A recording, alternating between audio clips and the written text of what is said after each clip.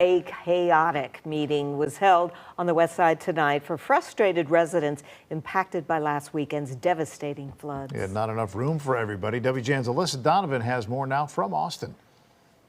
Hundreds of people came here to the Northwest Austin Council Community Center hoping for answers tonight on how to deal with the flood damage to their homes. A lot of the people who came here say they were hoping for more solutions from local officials. We need results. Everybody walking in puddles of water and everything, and they not telling us where we could go, what we could do, or who gonna help us.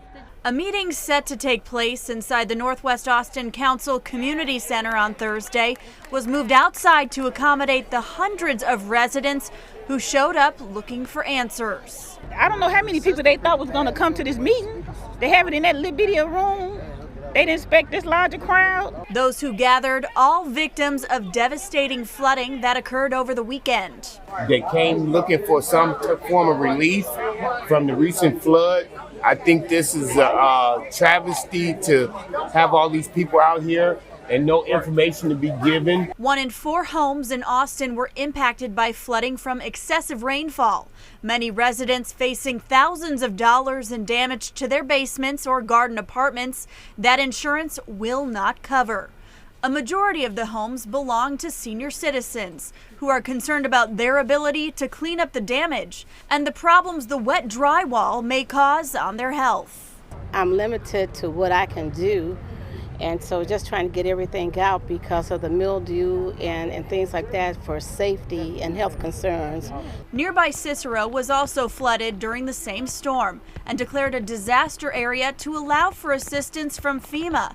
Many residents who came to the meeting Thursday were hoping to hear a similar declaration about the west side of Chicago, but no concrete answers were given on any immediate relief funding for those who live in Austin. Congressman Danny Davis spoke about continuing to request federal funding, along with allocating money from both the state and the city. We're also going to ask, and we're asking our newly elected mayor and the county board president and the governor's office, all 3 of them work coordinatedly together to try and generate the money that we're talking about. Money has to be appropriated.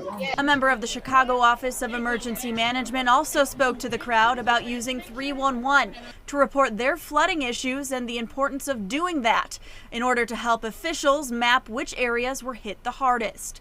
Many of the people who came to the meeting expected more solutions than what they heard. When I say nothing, I mean nothing. Clothes, couch, bed, everything is gone. And they're not giving us answers here. This is nothing. I mean, you're talking to people, but you're not saying anything. Earlier today, State Representative LaShawn Ford did outline a plan that involved collecting donations to help pay for the damage to some of the seniors' homes and get them the relief they need. However, a lot of the residents I spoke to tonight feel strongly that that funding should come from either a federal, state, or city level. Reporting in Austin, Alyssa Donovan, WGN News.